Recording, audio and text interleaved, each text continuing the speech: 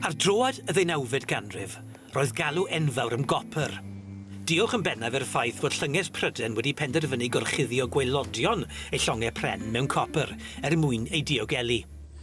A gyda rhyfeloedd Napoleanaidd yn rhuo ar draws cyfandir Ewrop, roedd y galw yn fwy nag erioed.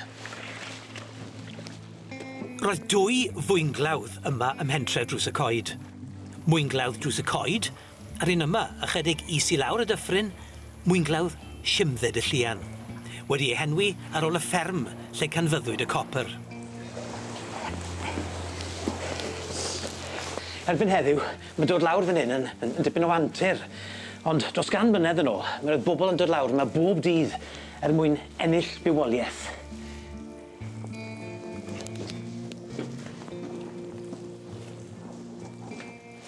Yn ogystal â'r lliwiau bendigedig y mwynau ar welydd y twneli yma, mae yna olion gwaith yma, gwaith diwydiannol, tylle yn y graig mwyn ffrwydro'r graig.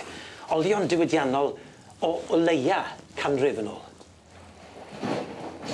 Yn union fel oedd yn digwydd yn y chwareli llechi uwchben y ddaear, mi roedd perchennog mwynglawdd yn dod i gytundeb, bargen gyda'r gweithwyr fel bod yn gallu cloddio darn arbennig o graig. Fel hyn, a mae'n amlwg fan hyn bod na ffrwydrad wedi bod nhw wedi bod yn chwilio am y mwyn, ond does dim olion o'r mwyn yma, copr, o gwbl. Felly, nid yn unig oedd yn beryglus, ond hap o damwen os oeddech chi'n gallu gwneud unrhyw arian yma o gwbl. Mae enwau'r gweithwyr i'w clywed hyd heddiw yn enwau'r adits neu'r siafftiau. Mae yna siafft John Thomas, siafft Sam Roberts, lefel Hugh Thomas, yn destament i'r dynion bu'n llyfyrio yma. Rhwng 1821 a 1840, cludwyd dros 6,000 o dynelli o fwyn copr mewn llongau o Borthladd Caernarfon i Abertawe, lle byddai'n cael ei drin yng ngweithfeydd copr anferth y ddinas honno. Roedd Llymdde y Llian mor llewyrchus nes bod rhai o fenywod y copr laddies o fynydd Paris Ynys Môn wedi dod yma i weithio, wrth i'r gwaith copr brynhau yn Amlwch.